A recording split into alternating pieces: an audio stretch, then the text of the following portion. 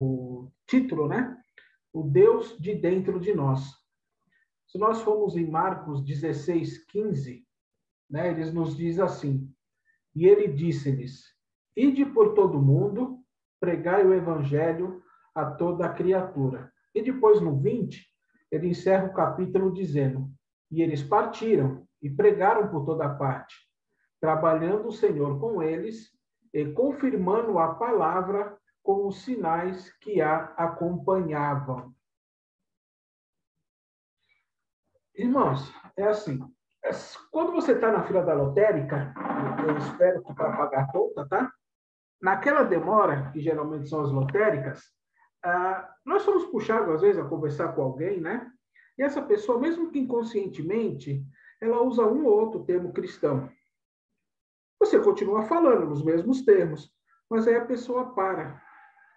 Mas veja que ela não para porque o assunto acabou. É que, às vezes, ela percebe que você é cristão, e aí ela quer mudar de assunto. Mas por que ela quer mudar de assunto se foi ela mesma que começou? Eu entendo o seguinte. Hoje em dia, a palavra de Deus está tendo ela está sendo desconstruída de uma forma muito grave, muito abrupta, né? Estão tentando deixar a palavra de Deus banal, o nome de Deus banal, né? E quando você tira do contexto a palavra de Deus, porque o processo é assim: você pega algo que é errado, você luta para transformar essa coisa em cultural.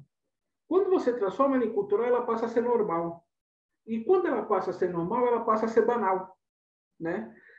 Uma vez, quando eu estava levando a Sandra lá na Água Rasa, né, na sede da Água Rasa, quando ela estava começando a frequentar, né, aí o pregador lá em cima falou assim: abram suas Bíblias em 1 Coríntios 13, do versículo 1 em diante. E estava escrito assim: ainda que eu falasse as línguas dos homens e dos anjos, e não tivesse caridade, eu me tornaria como bronze ressoante ou um símbolo tilinante. E ainda que eu tivesse o dom de profecia, e entendesse todos os mistérios e todo o conhecimento, e ainda que eu não tivesse toda a fé, de tal maneira que eu pudesse remover montes e não tivesse caridade, eu nada seria. Aí a Sandra perguntou para mim: onde que eu já ouvi isso? Aí eu respondi para ela: Legião Urbana, música Monte Castelo, disco As Quatro Estações, né? Que é um grupo, Legião Urbana é um grupo de rock brasileiro, né? Aí, só que assim, o autor da música, ele pegou um capítulo bíblico que fala basicamente da importância do amor, né? Na minha versão está escrito caridade, né? Misturou uma batalha que teve na Itália durante a Segunda Guerra Mundial, que é a Batalha de Monte Castelo, onde soldados brasileiros lutaram contra os alemães, e ele fulanizou, né? Fulanizou o nome de Deus. Outro exemplo que eu tenho, desculpa se algum irmão gosta, ou irmã gosta de seguir, eu não gosto de seguir as novelas bíblicas, tá? Por quê? Um exemplo, uma vez eu vim aqui no Natal, aqui na minha mãe, né? Eu morava na época na Zona Norte, vim para cá, passar o Natal aqui. E ela estava assistindo uma novela, não sei se era sobre o rei Davi, se era especificamente dele, estava contando, ou ele estava no meio, né? Eu nunca tinha assistido, mas naquele capítulo em específico, eu até falei para minha mãe: deixa eu ver se está batendo um pouco com a Bíblia aqui, o que está acontecendo. E o que aconteceu? Naquele capítulo em específico, teve uma cena que deixou claro que Davi e Batseba se conheciam há muito tempo e se gostavam. Ou seja, essa é a mesma lógica das novelas. Você tem um casal de crianças ou um casal de adolescentes que se conhecem, se apaixonam, se separam, se casam, constituem outras famílias, e você passa a novela inteira torcendo para que duas famílias sejam destruídas, para que uma terceira seja formada. Então, ouvimos hoje em dia o nome de Deus totalmente fora do contexto, né? Em situações onde não cabe ser dito o nome dele, de pessoas que não acreditam no que falam. Né? Mas por quê? Por que que uma pessoa que não acredita em Deus, mesmo assim fala em Deus? Porque está no DNA. Deus fez o DNA humano. Deus está por trás de cada átomo nosso. Cada átomo que forma o nosso corpo, né? E nós temos a necessidade de nos ligarmos a Ele. Mas, na maioria, isso não é uma coisa consciente. Se você... o id, né? O id pregai, do versículo 15 de Marcos 16, remete a que aquele que ouve se lembre de algo que já está nele. Sabe aquela sensação quando a gente passa em algum lugar e fala, meu, eu já passei por aqui? Você nunca passou por ali, mas, poxa, a impressão que dá é que você conhece, né? Que não viveram, que não viram, mas falam dele. Isso apavora um ateu. Né? Uma pessoa que não acredita em Deus, isso apavora ela. Né?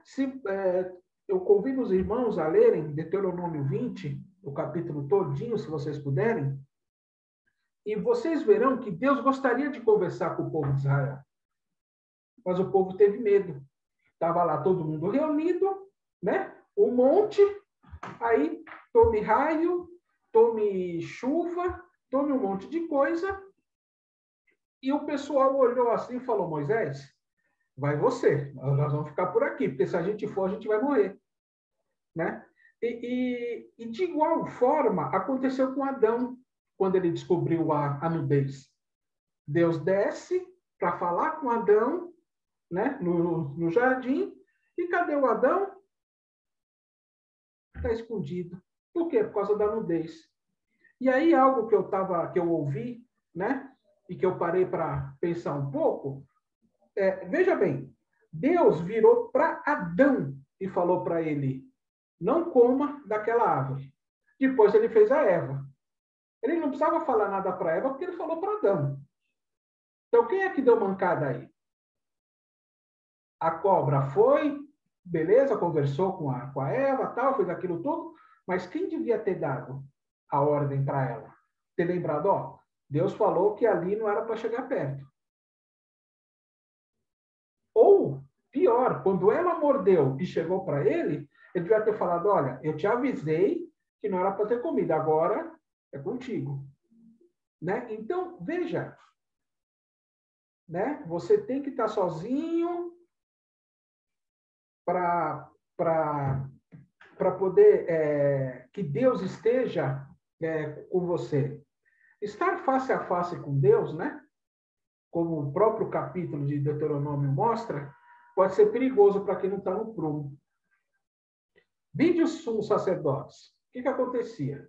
Era feito um sorteio e entrava um sumo sacerdote com uma corda amarrada no calcanhar. E ele ia entrar para fazer todo o processo. Se ele tivesse pecado, ele morria. E ele tinha também um tipo de um sinalzinho que colocava nos carneiros, né? Nos cabritos, né? Um tipo de um sininho. E ele, conforme ele ia andando, aquele sininho ia batendo e o pessoal do lado de fora ia ouvindo. Quando ficava muito tempo em silêncio, eles pegavam e falavam, o cara morreu. Aí saía puxando ele morto, né?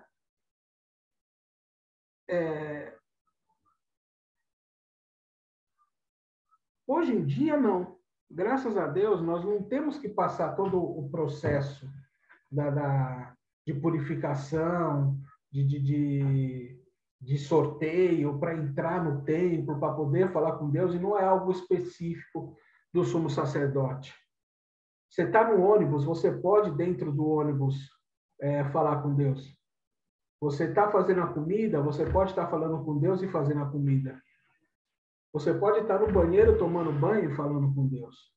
Poxa, mas eu vou estar pelado no banheiro. Meu, foi ele que te fez. Ele te conhece. Se bobear, ele que te conhece mais do que você mesmo. E o homem, ele busca a Deus mesmo que inconscientemente. Reflitam comigo. Você tem uma tribo lá enfiada no meio do Amazonas, do lado venezuelano. Você tem um grupo de pessoas lá no meio do Himalaia, né? E eles nunca tiveram contato com outra tribo, com outra civilização, mas se você chega lá, eles adoram o sol, eles adoram a lua, eles adoram a chuva, que são coisas que eles não entendem como que estão lá, mas que acontecem. Por quê? Porque eles necessitam se religar a Deus. O termo religião vem disso. Religião é assim, é um substantivo feminino. Crença na existência de um poder ou princípio superior, sobrenatural, no qual depende o destino do ser humano e o qual se deve respeito e obediência. Mas aí um ateu pode virar para mim, Luciano, para com isso, é porque eles não conhecem a ciência.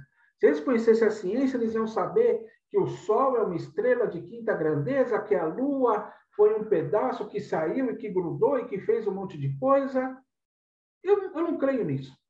Eu vou dar um exemplo de uma moça conhecida minha, que ela estava com câncer no cérebro e fez um monte de tratamento e, graças a Deus, ela foi curada. Quando ela me contou, eu disse, pô, que bom, Deus seja glorificado. A resposta dela foi, não põe Deus no meio. Aí eu respondi, ok. Você tinha câncer terminal, você estava desenganada, ficou meses em tratamento e do nada você foi curada. Se você não crê isso, se você não crê que isso foi Deus, me fala, você vai me falar que foi coincidência? Né? E ela se calou. Se nós olharmos em volta, nós veremos que não há lógica na criação. Se você não colocar um Deus com D minúsculo, no caso dos povos pagãos, dos ateus e dos agnósticos, né? Eles colocam Deus com D minúsculo. Ou no caso de Deus com D maiúsculo para a gente, né? A versão, né, que eles têm de que tudo começou bagunçado, uma explosão, e que foi se desenvolvendo com o tempo, e a coisa era simples e foi ficando complexa, né? Para mim, aí os homens vão dar risada agora. Para mim, a mesma coisa que hoje eu comprar uma variante e daqui a 3 anos ela virar uma Jeep Compass. Era uma coisa ridícula e ficou maravilhosa. Ou você pega um caminhão de ovos, farinha, leite, chocolate, o caminhão perde o controle, bate no muro, explode, chega o bombeiro, apaga, na hora que acaba o incêndio tem lá um bolo de chocolate. Como? Não tem lógica. Vamos parar para poder pensar um pouco. Né? O ser humano, ele clama por Deus, mesmo sem ele notar. Há umas 2 semanas atrás, mais ou menos, eu comentei que nós somos apresentados a Deus através da nossa criação aqui, devido à cultura ocidental, desde o nascimento. Mas como que a gente explica todos esses povos, maias, incas e sei lá onde mais ali, né, que são povos tão antigos, né, quanto os israelitas, e quando eles contam as histórias dele, parece que elas foram saídas da Bíblia. E os adolescentes podem não acreditar, mas não existia Google, Wikipédia, 5, 6 mil anos atrás. Na minha opinião, para a gente encerrar e passar para a irmã Letícia, né, a oração, eu acho que Gênesis 11, ela consegue explicar um pouco o que acontece. O versículo 1 e depois o 6, o 7 e o 8. O versículo 1 fala assim, e toda a terra era de uma língua, de uma só fala. E aí, a partir do 6, fala assim, e o Senhor disse, eis que o povo é um, e todos eles têm uma língua. E isto eles começam a fazer. E agora, nada mais lhes será restrito. Do que eles imaginam fazer? Desçamos, vamos lá, não desceu só Deus, desçamos e ali confundamos a língua deles, para que eles não possam entender a fala dos outros. Assim, o Senhor os espalhou dali sobre a face de toda a terra, e eles deixaram de edificar a cidade. Essa parte aqui é sobre a Torre de Babel. Vocês notaram? Quer dizer, são povos que contam mais ou menos a mesma história. Qual é a lógica? A lógica dos eram os deuses astronautas? Não, era um povo só. E Deus confundiu esse povo porque Deus sabia que se deixasse, eles iam conseguir construir a torre. Eles queriam ser maiores do que Deus. Né? E teve um anjo que tentou ser maior, né? E a gente sabe o que aconteceu com ele. Alguns usam essa coincidência, né, que eu falei, para dizer que a Bíblia é só mais um conjunto de histórias. Mas isso que está nesses povos, o que está nos ateus, isso fez parte do sopro de vida. Deus fez o homem e lançou o sopro de vida. O Adão, ele não precisou estudar para colocar o nome nos animais. Ele não teve que aprender a cultivar. Quando Deus soprou nas narinas dele, deu o fôlego de vida, com o fôlego de vida veio sabedoria, veio inteligência, isso permanece na gente. Instintivamente a gente clama a Deus quando a gente está desesperado. Muitos, à beira da morte, eles tentam a tática do ladrão da cruz. Mas se o arrependimento não for sincero, não vai levar a lugar nenhum. No início, a Terra era só um continente. Né? E hoje, com a internet e toda a evolução dos transportes e nas comunicações, a gente pode falar que, novamente, nós somos só um continente. Por quê? Porque essa live poderia ter irmãos da África, da Europa, da Ásia, da América Central. Podiam estar participando aqui conosco. De outros bairros, de outros estados. O Rony está em viagem. Está carregando para poder viajar. E está assistindo. Eu lembro de um irmão, acho que é o Jonas, que de vez em quando eu olhava pela câmera, estava lá, ele trabalhando lá, o carro erguido, e o celular no canto, ele lá, trabalhando e assistindo.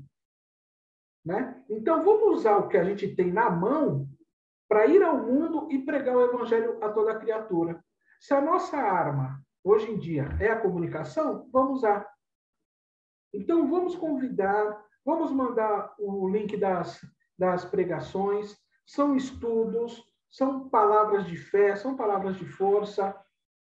Vamos fazer a nossa parte. Vamos ir ao mundo e pregar o evangelho a toda criatura.